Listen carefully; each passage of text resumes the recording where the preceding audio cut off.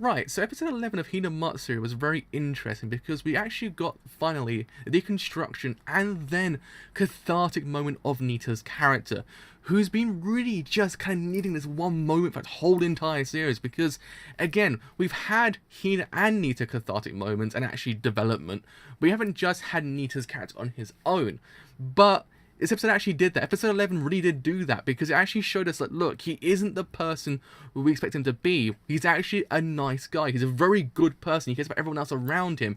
He isn't what we expect from his character type. And I think this show perfectly illustrated that whole entire idea perfectly for the whole entire series, because I've been saying the series has been lacking in the other side of Nitta's life. It hasn't really been shown too much, but there's been a reason for that. This episode really did actually in theory show that. It showed the fact that, look, we've been doing this because we want to show that Nitta isn't that character you expect him to be. Because if they showed his other life too much, you wouldn't kind of get that whole entire, like, dynamic in his character. It would be kind of very, it'd be too many tonal shifts in his character that might actually in theory hinder his development. But to actually not show his actual other side of his life, it actually in theory kind of shows that, look, he is a normal person. He's a kind person. He's kind of a cool guy. He's not what you expect. And I think it actually does in theory pay off. It was kind of annoying not showing it, but in theory it pays off in the end. It's actually one of those things, that's why I'm saying this episode actually was very cathartic, because his whole entire character led to this one moment, and I think it paid off completely perfect, and I thought, good job on that part, because we had a journalist follow him around to actually kind of do a documentary, but in the end, he actually realizes, oh crap, Nitta's a really good person. He isn't actually what we expect him to be, so we can't show this, because, let's face it, we won't get anything out of it. So we've got to actually make this false narrative that actually kind of makes him seem as if he's actually evil, and I actually quite like that, because it's one of those things that it shows perfectly that he's not this person that we expect him to be. He's not evil, he's a good person. He isn't what you expect him to be.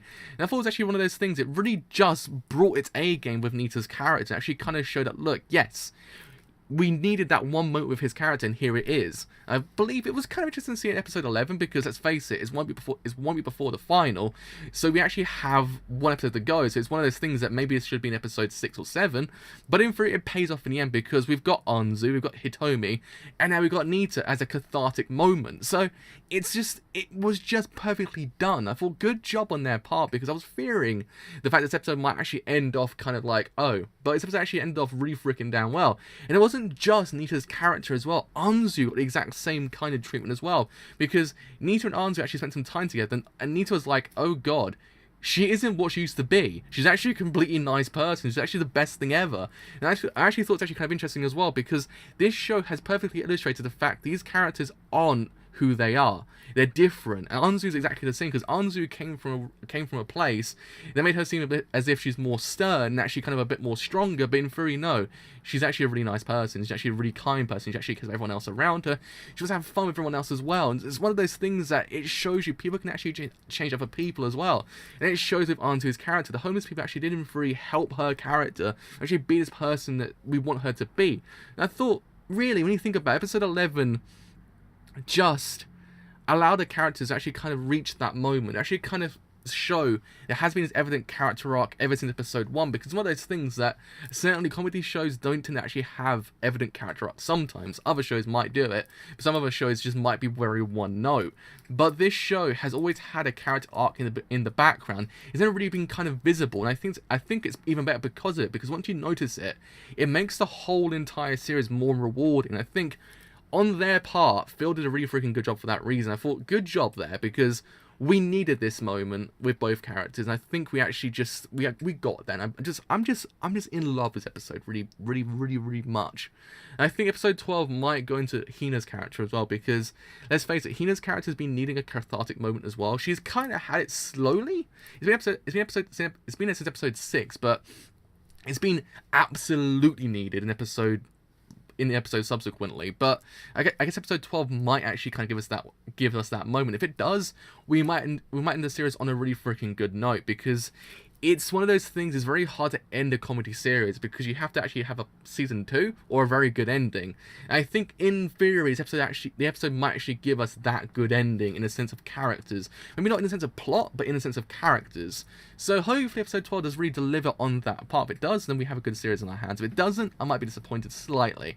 It probably won't break the whole entire series, it might in theory just hinder certainly just the ending of the series itself. But I mean, I believe strongly that she might give us a good ending. I believe that she might do it. I think this episode actually was brilliant. I just think it was. I think it's one of those episodes that actually was very much needed in terms of both characters. And it's actually one of those things that it brought it in a different way that was actually kind of just very interesting. It wasn't the fact that you got to see Nitta at his job and actually in that vein you actually got to see him deconstructed. No, it was in a different light and actually kind of allowed you to see that, yeah, every single moment we've had with his whole entire character up to now has been for a reason, and it's actually just paid off. And I think, really, good job, Phil. You did a really freaking good job. I think it's just one of those episodes that really just proved the fact that this series is very special in its own way. Maybe not to the degree of how the manga's actually paced itself, but in its own kind of world, this anime is freaking brilliant. It really, really is. I think it's actually one of those shows that